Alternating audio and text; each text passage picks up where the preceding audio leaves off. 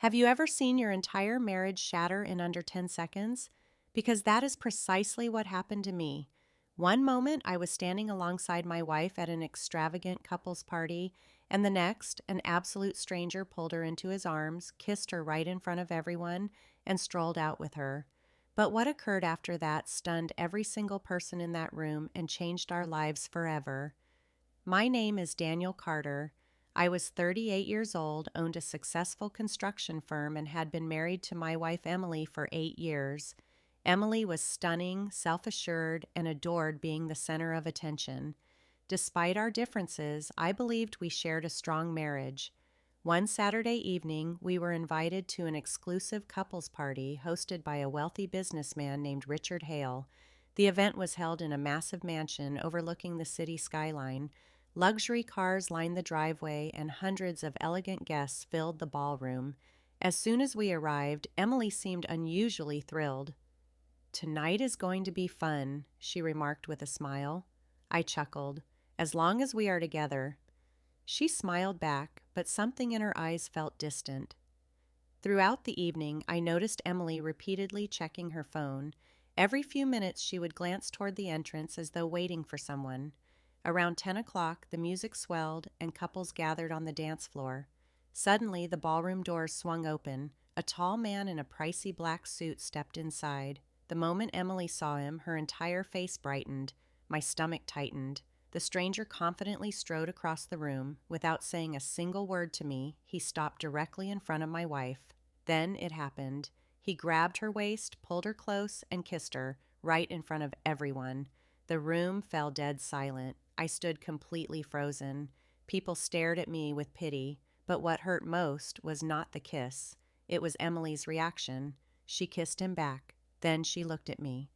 "I am sorry, Daniel," she said calmly. "I did not plan for you to find out this way." "Find out what?" Before I could speak, she retrieved her purse. The stranger wrapped an arm around her shoulders, and together they walked out of the mansion, leaving me standing there alone. Whispers rippled through the crowd. I felt humiliated, broken. Richard approached me quietly. "Daniel, are you okay?" I stared toward the exit. Then something unexpected occurred. I started laughing. Richard looked confused. "Why are you laughing?" I smiled.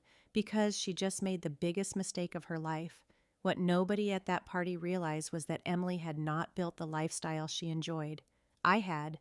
The house, the luxury vacations, the designer wardrobe, the expensive car, everything was in my name. Months earlier, I had noticed strange behavior, secret messages, late-night phone calls, and sudden business trips. So, I hired a private investigator. The truth was ugly. Emily had been secretly seeing a man named Victor for nearly a year, the exact same man who had just walked out with her. Instead of confronting her, I quietly prepared. I consulted attorneys, protected my assets, separated our finances, and gathered evidence. I was simply waiting for the right moment, and she handed it to me. The next morning, Emily called. "I think we should talk."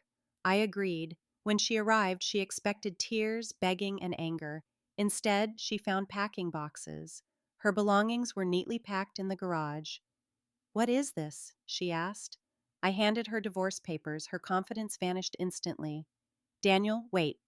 No, you do not understand." "I understand perfectly." I showed her photographs, financial records, and months of evidence. Her face turned pale, and then she began to cry. For the first time, she realized she was not leaving a helpless husband. She was leaving the man who had provided everything. Over the following weeks, reality hit hard. Victor was not wealthy. Most of his luxurious lifestyle was financed by debt.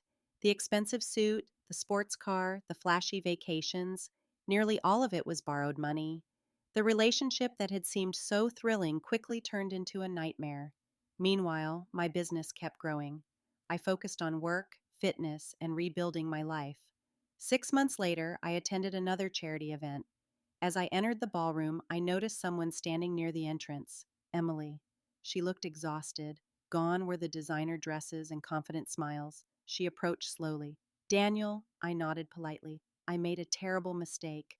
I said nothing. Tears filled her eyes. "I thought I was choosing a better life." I glanced around the room, then back at her. "The better life was never the money, Emily." She lowered her head.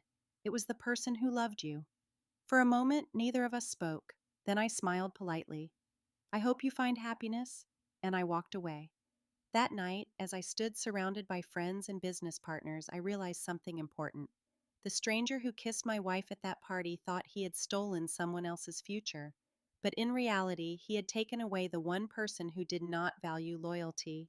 And by doing that, he gave me something far more precious: my freedom.